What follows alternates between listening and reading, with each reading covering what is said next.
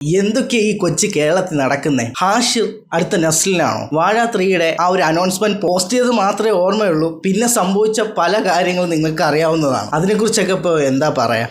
ഇതൊക്കെയാണ് ഇപ്പോൾ സോഷ്യൽ മീഡിയയിലെ മെയിൻ ആയിട്ടുള്ള ചർച്ചാ വിഷയങ്ങൾ. വാഴ 2 എന്ന സിനിമ ഏകദേശം 200 crore ആയിട്ടുണ്ട് എന്നുള്ള രീതിയിലാണ് അപ്ഡേറ്റ്സ് ഒക്കെ പുറത്തു വരുന്നത്. ഇൻഡസ്ട്രി ഹിറ്റൊക്കെ തൂക്കുമെന്ന് ചോദിച്ചു കഴിഞ്ഞാൽ ഇതേ റണ്ണ് തന്നെ കണ്ടിന്യൂ ചെയ്യുകയാണെന്നുണ്ടെങ്കിൽ അതും സംഭവിച്ചേക്കാം. വാഴ 2 വലിയ സ്റ്റാർ കാസ്റ്റ് ഇല്ലാത്ത സിനിമയാണെന്ന് നമ്മൾ പറയുന്നെങ്കിൽ പോലും അതിനർത്ഥം ഹാഷിർ ആൻഡ് ടീം എന്ന് പറയുന്നത് ഒരു ഫാൻ പവർ ഇല്ലാത്ത ആളാണെന്നാണ്. നമുക്ക് ഈ വീഡിയോ 2 സെക്ഷനായിട്ട് നോക്കാം. ആദ്യത്തെ സെക്ഷനിൽ ഹാഷിർ, രണ്ടാമത്തെ സെക്ഷനിൽ വാഴ 3.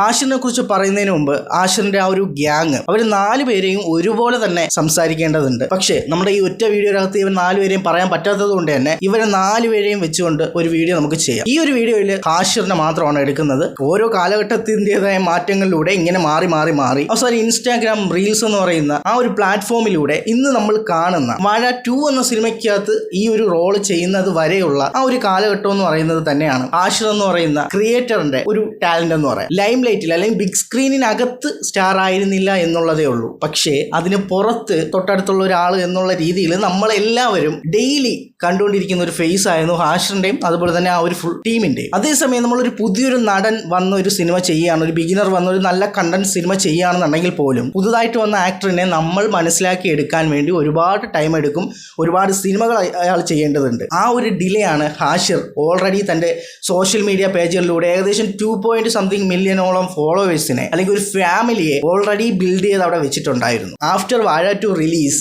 1 million സംതിങ് ആൾക്കാരും കൂടി ഫോളോവേഴ്സ് ആയിട്ട് ഇപ്പോൾ ഹാഷിറിന്റെ പേജിലുണ്ട്. അപ്പോൾ ഏകദേശം 3 million സംതിങ് എത്രയാണ് ഹാഷിറിന്റെ ഇപ്പോൾ കറണ്ട് ഒരു ഫോളോവേഴ്സ് കൗണ്ട്. ഒരു നോർമൽ ഡെബ്യൂ ആയിട്ട് വരുന്ന ഇപ്പോൾ നസ്ലിനൊക്കെ കിട്ടിയതുപോലെ അല്ലെങ്കിൽ വേറെ ഏത് ഒരു യങ് ആക്ടറിനെ എടുത്ത് നോക്കുന്ന സമയത്തും അവർക്ക് കിട്ടിയ ഒരു സ്റ്റാർട്ടിംഗ് സ്റ്റേജ് പോലെ അല്ല ഹാഷിറിന് കിട്ടിയത്. ആ ഒരു ഫാമിലിയിലെ അംഗങ്ങൾ മാത്രം വന്ന് ഈ സിനിമ കണ്ടാൽ തന്നെ നല്ലൊരു സക്സസ് എന്തായാലും ആ സിനിമയ്ക്ക് കിട്ടും എന്നുള്ള ഉറപ്പാണ്. കാരണം ഓൾറെഡി ആ ഫാമിലി അത്രയും സ്ട്രോങ് ആണ്. അവരുടെ കണ്ടന്റ്സുമായിട്ട് ഇന്ററാക്ട് ചെയ്യുന്ന ടൈപ്പ് ആൾക്കാരാണ് ഈ പറയുന്ന റീൽസിലൊക്കെ ഉള്ളത്. ഡെയിലി കണ്ടന്റ് ഇടുന്ന ഒരാളുടെ അക്കൗണ്ട് മാറ്റി അവർ സ്വന്തം വീട്ടിലൊരാളെന്ന രീതിയിൽ തന്നെ ആയിരിക്കും അവർ ട്രീറ്റ് ചെയ്യുന്നത്. ഈ ഉണ്ടാക്കി വെച്ചിരിക്കുന്ന ആ ഒരു ഇഷ്ടം തന്നെയാണ് ഇപ്പോൾ വാഴ 2വിന്റെ ആ ഒരു ഇനിഷ്യൽ സ്റ്റേജിൽ അല്ലെങ്കിൽ ഇപ്പോഴും നമ്മൾ കണ്ടുകൊണ്ടിരിക്കുന്ന ബോക്സ് ഓഫീസ് പവർ നമുക്ക് കാണാൻ പറ്റുന്നത്. തന്റെ ടാലന്റ് പ്രൂവ് ചെയ്ത് അതിലൂടെ ഒരുപാട് ഓഡിയൻസിനെ ഓൾറെഡി സെറ്റ് ചെയ്ത് വെച്ചിട്ട് സിനിമയിലേക്ക് കയറി ആ ഓഡിയൻസിനെ അങ്ങോട്ട് കൊണ്ടുവന്ന ബ്രില്യൻ്റ് ആയിട്ടുള്ള ഒരു മാർക്കറ്റിംഗ് മൈൻഡ് ഉള്ള ഒരാൾ തന്നെയാണ് ഹാഷിറും ഹാഷിറിനോടൊപ്പം വന്നിട്ടുള്ള ഫുൾ ടീമും. അപ്പോൾ വാഴ 2 എന്ന് പറഞ്ഞ സിനിമ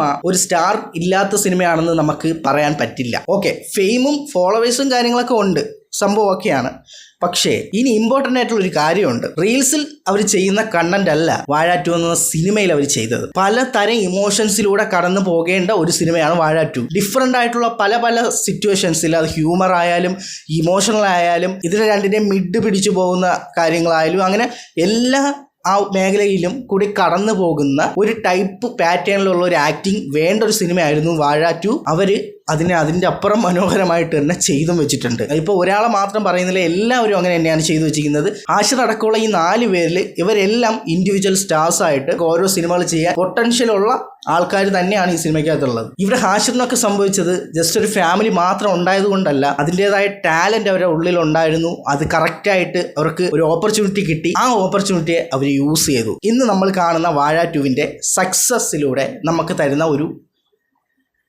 തരുന്ന ഒരു മോട്ടിവേഷൻ എന്ന് വേണമെങ്കിൽ പറയാം. നിങ്ങളൊരു ആക്ടർ ആവണമെന്ന് ആഗ്രഹിച്ചാണ് നിങ്ങളെ മനസ്സിൽ ഇങ്ങനെ ചാൻസ് ഒക്കെ തേടി നടക്കുകയാണെന്നുണ്ടെങ്കിൽ ഫസ്റ്റ് നിങ്ങൾ ചെയ്യേണ്ടത് നിങ്ങളുടെ പോർട്ട്ഫോളിയോ ഹാഷിറൊക്കെ ചെയ്ത് ഒരു ഫാമിലി ക്രിയേറ്റ് ചെയ്ത് വെച്ചതുപോലെ ക്രിയേറ്റ് ചെയ്ത് വെക്കുക. നിങ്ങൾ ഒരുപാട് ക്യാമറയുടെ മുമ്പിൽ നിന്ന് നിങ്ങളുടെ പെർഫോമൻസ് നിങ്ങൾ പുറത്തെടുക്കുന്ന സമയത്ത് ഓട്ടോമാറ്റിക്കായിട്ട് നിങ്ങൾ പോളിഷ്ഡും ആവും. ഒപ്പം വിപിൻ ദാസിനെയൊക്കെ പോലെയുള്ള ഡയറക്ടേഴ്സിന്റെ കൺമുമ്പിൽ ചെന്ന് പെടുകയും ചെയ്യും. അതായിരിക്കും നിങ്ങളുടെ ആ ഒരു തലവര മാറ്റിയെടുക്കുന്നത്. ഹാഷിറിനെയും ആ ഒരു ഗ്യാങ്ങിനെയും ഒക്കെ പോലെ. ഹാഷിർ അടുത്ത നസ്ലിനാണോ? ഈ ഫസ്റ്റ് സിനിമയിൽ തന്നെ ഇങ്ങനെ ഒരു അക്സെപ്റ്റൻസിലൂടെ എൻട്രി ചെയ്യുന്ന ഈ ഒരു ആക്ടർ എന്നുള്ള രീതിയിൽ എടുക്കുകയാണെന്നുണ്ടെങ്കിൽ അവർക്ക് നസ്ലിനൊക്കെ കിട്ടിയേക്കാൾ വലിയൊരു ഓപ്പർച്യൂണിറ്റി അല്ലെങ്കിൽ അവർ തന്നെ ക്രിയേറ്റ് ചെയ്ത് വെച്ചിരിക്കുന്ന ആ ഒരു എംപറർ കൊണ്ട് ഒരൊറ്റയ്ക്ക് വഴിവെട്ടി തന്നെയാണ് ഇതിനകത്ത് എത്തിയിരിക്കുന്നത്. നസ്ലിനായാലും വന്ന സമയത്ത് ഇങ്ങനത്തെ ഒരു ഓപ്പർച്യൂണിറ്റി ഒന്നും കിട്ടിയില്ല. ആക്സിഡന്റലി ആ ഒരു തണ്ണീർമത്തൻ ദിനങ്ങൾ എന്ന സിനിമയിൽ ഒരു ചെറിയ റോളായിട്ട് വന്നിട്ട് അതിനെ നോട്ടീസ് ചെയ്തിട്ട് ആ ഒരു റോളിൽ നിന്നാണ് ഇന്ന് നമ്മൾ കാണുന്ന നസ്ലിനിലേക്ക് എത്തി നിൽക്കുന്നത്. ഹാഷിറിന്റെ ഒരു ജേണിയും നസ്ലിന്റെ ഒരു ജേണിയും വെച്ച് നമ്മൾ നോക്കുന്ന സമയത്ത് ഹാഷിറിന്റെ കൂടെ തന്നെ അവരുടെ ഫ്രണ്ട്സും ഗിവ് ആൻഡ് ടേക്ക് കൊടുത്ത് വന്ന ഒരു ആള് തന്നെയാണ് ഹാഷിർ. അവർക്കെല്ലാം അങ്ങോട്ടും ഇങ്ങോട്ടും അവരുടെ ആ ഒരു സക്സസിൽ ക്രെഡിറ്റ്സ് ഉണ്ട്. വളരെ ചുരുക്കം സിനിമകളെ നസ്ലിൻ ചെയ്തിട്ടുള്ളൂ. ഒരു സൈഡ് റോളായിട്ട് നിൽക്കുന്ന ഒരു ഫൺ പയ്യനിൽ നിന്ന് മമ്മൂക്കയെക്കാളും ലാലേട്ടനെക്കാളും ഏറ്റവും ബെസ്റ്റ് ലൈനപ്പ് ഉള്ള ഇത്രയും ക്രൗഡ് പുള്ളിങ് പവർ ഉള്ള ഒരു നടനായിട്ട് വളരെ ചുരുക്കം സിനിമകൾ കൊണ്ട് വന്ന് നിൽക്കുന്ന നസ്ലിൻ എന്ന് പറഞ്ഞ ആക്ടറും ഹാഷിറിനെ വെച്ച് നമ്മൾ രണ്ടുപേരെയും കൂടെ ഇങ്ങനെ എടുത്ത് വെച്ച് നോക്കിക്കഴിഞ്ഞാൽ നിങ്ങളിപ്പോൾ ഒരു ഫാൻ മൊമെന്റോ കാര്യങ്ങളൊക്കെ വിട്ടിട്ട് ഒരു നോർമൽ ഒരു ഹ്യൂമൻ അല്ലെങ്കിൽ ഒരു പയ്യൻ, നമ്മൾ ആ ഒരു സെയിം ഏജിലുള്ള ഒരാളെന്ന രീതിയിൽ ആ ഒരു പെർസ്പെക്റ്റീവിൽ നിങ്ങൾ നോക്കിയിട്ട് അതിനൊരു ആൻസർ നിങ്ങൾ കണ്ടുപിടിക്കും. എൻ്റെ ഒപ്പീനിയൻ പറയുകയാണെന്നുണ്ടെങ്കിൽ ഹാഷിറിന്റെ സൈഡിൽ നോക്കുകയാണെങ്കിൽ ഒരു ടീമായിട്ടാണ് അവർ ഇത്രയും ദൂരം ഫൈറ്റ് ചെയ്ത് വന്നിരിക്കുന്നത്. അതിൻ്റെതായ അഡ്വാൻറ്റേജും ഉണ്ടാവും, അത്രയും ഡോമിനേറ്റ് ചെയ്യാൻ നമുക്ക് പറ്റും, ആ ഒരു എഫേർട്ടും നമുക്ക് കുറയ്ക്കാം ഒരു ടീമായിട്ട് നമ്മൾ വർക്ക് ചെയ്യുമ്പോൾ. അതേസമയം ഒരാൾ ഇൻഡിവിജ്വലായിട്ട് തന്നെ ഫൈറ്റ് ചെയ്ത് വരണം എന്നുണ്ടെങ്കിൽ, അല്ലെങ്കിൽ ഒരു ഗോഡ് ഫാദറോ കാര്യങ്ങളോ ഒന്നും ഇല്ലാന്നുണ്ടെങ്കിൽ ഒറ്റയ്ക്ക് തന്നെ ഓരോ ഡിസിഷൻ എടുത്ത് ഇന്ന് നിൽക്കുന്ന ആ ഒരു പൊസിഷനിലേക്ക് വന്ന് നിൽക്കണമെന്നുണ്ടെങ്കിൽ അതത്ര സിമ്പിൾ കാര്യമായിട്ട് നിങ്ങൾക്ക് ഫീൽ ചെയ്യുന്നുണ്ടെങ്കിൽ നിങ്ങൾക്ക് പറയാം, നമ്മൾ ഈ പറയുന്ന കാര്യങ്ങളെല്ലാം ഇന്ന് വരെ ഉള്ളതേ ഉള്ളൂ. നാളെ ഇവർ എന്തായിരിക്കും, അല്ലെങ്കിൽ ഇന്ന് നസ്ലിനാണ് ടോപ്പിൽ നിൽക്കുന്നതെങ്കിൽ ഹാഷിർ ചിലപ്പോൾ നാളെ ടോപ്പിൽ നിന്നേക്കാം. അതിൻ്റെ പിറ്റേന്ന് വേറൊരു പയ്യൻ വന്നിട്ട് അവനായിരിക്കും അതിൻ്റെ ഏറ്റവും ടോപ്പിൽ നിൽക്കുന്നത്. ഒരിക്കലും പ്രെഡിക്റ്റ് ചെയ്യാൻ പറ്റാത്ത ഒരു ഇൻഡസ്ട്രിയാണ് മലയാളം. അതിന് ഏറ്റവും നല്ല എക്സാമ്പിളാണ് വാഴ 2ന്റെ ഈ ഒരു സക്സസ്. രണ്ടാമത്തെ സെക്ഷൻ വാഴ 3. ഫസ്റ്റ് തന്നെ വിപിൻ ദാസ് എന്ന് പറഞ്ഞ ഡയറക്ടറിന്റെ ഡിസിഷൻ. 2 സിനിമകൾ നല്ല രീതിയിൽ ചെറിയ ബഡ്ജറ്റിൽ കൊണ്ടുവന്ന് വൻ ഹിറ്റുകളാക്കിയ സിനിമകളാണ് രണ്ടും ഇറക്കി വെച്ചിരിക്കുന്നത്. ഒരു ഫ്രാഞ്ചൈസിയുടെ തുടക്കം 2 ഹിറ്റാണ്. മൂന്നാമതായിട്ട് അതിൻ്റെ ഒരു സിനിമ എടുക്കുന്ന സമയത്ത് വലിയൊരു ബിഗ് സ്റ്റാർ കാസ്റ്റ് വെച്ച് ഈ കിട്ടിയ ഒരു പവറിനെ ഇരട്ടിപ്പിക്കാൻ നോക്കുകയായിരിക്കും ചെയ്യുന്നത്. പക്ഷേ കഴിഞ്ഞ 2 സിനിമകളിൽ നമ്മൾ പറഞ്ഞത് ബോയ്സിന്റെ കഥയാണ്. അതുപോലെ തന്നെ ഇമ്പോർട്ടന്റ് ആയിട്ടുള്ള മറ്റൊരു വിഭാഗമാണ് ഗേൾസ് അല്ലെങ്കിൽ വുമൻസിന്റെ കഥ. ഈ 2 സിനിമയിൽ നമ്മൾ ഇത് പറഞ്ഞെങ്കിൽ അതിന്റെ മറ്റു സൈഡ് നമുക്ക് പറയണം. അതുകൊണ്ട് വാഴ 3 എന്ന് പറയുന്ന സിനിമ അനൗൺസ് ചെയ്തു. ആ ഒരു പോസ്റ്റ് വന്ന നിമിഷം തൊട്ട് തന്നെ നെഗറ്റീവായിട്ടുള്ള പല രീതിയിലുള്ള കമന്റ്സ്, ഇതെല്ലാം നിങ്ങൾ കണ്ടിട്ടുണ്ടാവും. ഞാൻ അതൊന്നും പറയുന്നില്ല. സത്യത്തിൽ ഷെയിമായിട്ടുള്ളത് ആ കമന്റ് ഇട്ടതിൽ ഓൾമോസ്റ്റ് എല്ലാം മെൻസ് ആണെന്നുള്ളതാണ്. എന്തായാലും ആ ഒരു മെൻസിന്റെ ഗണത്തിൽപ്പെട്ട ഒരാളല്ല ഞാൻ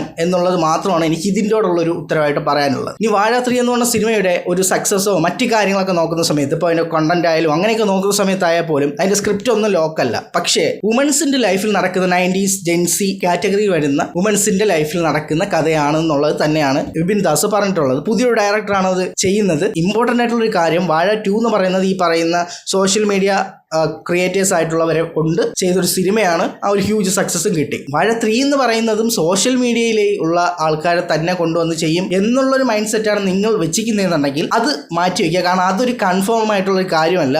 എന്തായാലും സോഷ്യൽ മീഡിയയിലുള്ള പലരുടെയും പ്രസൻസ് ഈ പറയുന്ന വാഴ 3 ഉണ്ടാവും. സോഷ്യൽ മീഡിയയിൽ നിന്ന് ആളുടെ അടുത്ത് ചെയ്യുന്നതിന് പകരം എന്തായാലും ഒരു ഫീമെയിൽ ആയിട്ടുള്ള ഒരു ആക്ട്രസിനെ, ഇപ്പം മമിതയോ അനശ്വരയോ അങ്ങനെയൊക്കെയുള്ള ഏതെങ്കിലും ഒരു സ്റ്റാറിനെ എന്തായാലും വാഴ 3ക്ക് ഒരു മെയിൻ ലീഡായിട്ട് കൊടുക്കും. ഹാഷിറൊക്കെ നിൽക്കുന്ന പോലെ ഭയങ്കര പോപ്പുലർ ആയിട്ട് 1 followers ഒക്കെ ഉള്ള ഒരു ക്രിയേറ്റർ എന്ന രീതിയിലുള്ള ഒരു ഇൻഫ്ലുവൻസറെ എനിക്കറിയില്ല, പേഴ്സണലി ഞാൻ കണ്ടിട്ടുമില്ല. ഒരു കാര്യം നിങ്ങൾ നോട്ട് ചെയ്യണം, ഒരു ക്രിയേറ്റർ എന്ന രീതിയിലാണ്. അതല്ലാത്ത രീതിയിലുള്ള എല്ലാ തരത്തിലും റീച്ച് ക്രിയേറ്റേഴ്സിനേക്കാൾ കൂടുതലുള്ള ആൾക്കാർ പലരും സോഷ്യൽ മീഡിയയിലുണ്ട്. പക്ഷേ ഞാൻ പറയുന്നത് ക്രിയേറ്റർ എന്ന രീതിയിലാണ്. ഒരുപക്ഷെ അവർക്കൊക്കെ റീച്ച് കുറഞ്ഞത് കൊണ്ട് നമ്മുടെ ഫീഡിൽ വരാത്തതായിരിക്കാം. അവരെ വെച്ച് ഇൻഡിവിജ്വൽ ആയിട്ടൊരു ടീമിനെ എടുത്തൊരു സിനിമയായിട്ട് ചെയ്യാൻ സോഷ്യൽ മീഡിയ പവർ ക്രിയേറ്റ് ചെയ്ത് വെച്ചിരിക്കുന്ന ഇൻഡിവിജ്വൽ ക്രിയേറ്ററോ അല്ലെങ്കിൽ ഒരു ഫീമെയിൽ ഒരു ഗ്രൂപ്പായിട്ടുള്ള ഗേൾസിന്റെ ഒരു പേജോ അങ്ങനെ എന്തെങ്കിലും ഉണ്ടെങ്കിൽ എൻ്റെ അറിവിലില്ലാത്തതാണ്. അപ്പോൾ അങ്ങനെ ആരെങ്കിലും ഉണ്ടെങ്കിൽ ചിലപ്പോൾ അവരെയും വെച്ച് വേണമെങ്കിൽ ചെയ്യാം. എന്തായാലും ഒരു സ്റ്റാറിനെയും കൂടെ അതിനകത്ത് കൊണ്ടുവരാൻ ചാൻസ് ഉണ്ട്. ഈ പറഞ്ഞതുപോലെ മമിതയോ അനുശ്വരയോ അല്ലെങ്കിൽ വേറെ ഏതെങ്കിലും ആക്ട്രസിനെ കൊണ്ടുവരാൻ ചാൻസ് ഉണ്ട്. മെയിൻ ലീഡ് അവരായിരിക്കും. ഇപ്പോൾ റീസെന്റ്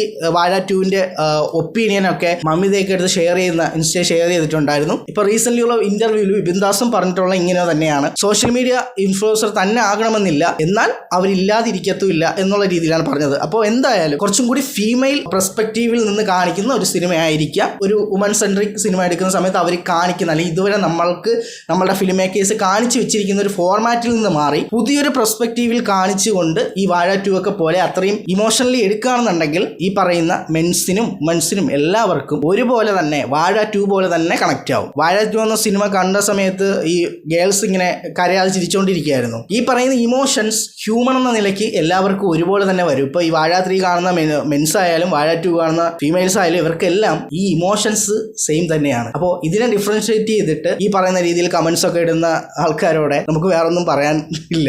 എന്തായാലും വാഴ 2 എന്ന സിനിമ ഒരുപാട് ലൈഫുകളുടെ ഒരു റിഫ്ലക്ഷൻ പ്രൊഡക്ഷൻ ആയിരുന്നു. നമ്മുടെ കല്യാണി ഭരിച്ചുകൊണ്ടിരിക്കുന്ന ഒരു ഇൻഡസ്ട്രി ഹിറ്റ് ബ്രേക്ക് ചെയ്തിട്ട് അതിന് മുകളിൽ കൊണ്ട് ഒരു ആണി അടിക്കാൻ പറ്റും. അങ്ങനെ തന്നെ ചെയ്യട്ടെ. ഇനി അതിനെ പൊട്ടിക്കാൻ വേണ്ടി ഉടനെ ചാത്തന്മാരും വരും. റീസെന്റ് വീഡിയോസ് ഞാൻ ഇവിടെ കൊടുത്തേക്കാം, സബ്സ്ക്രൈബ് ചെയ്തിട്ടേക്കുക. ഇതിനേക്കാൾ ഇഡിയോട്ടായിട്ടുള്ള മറ്റൊരു വീഡിയോ കാണാം. It's me Ansha Nisar.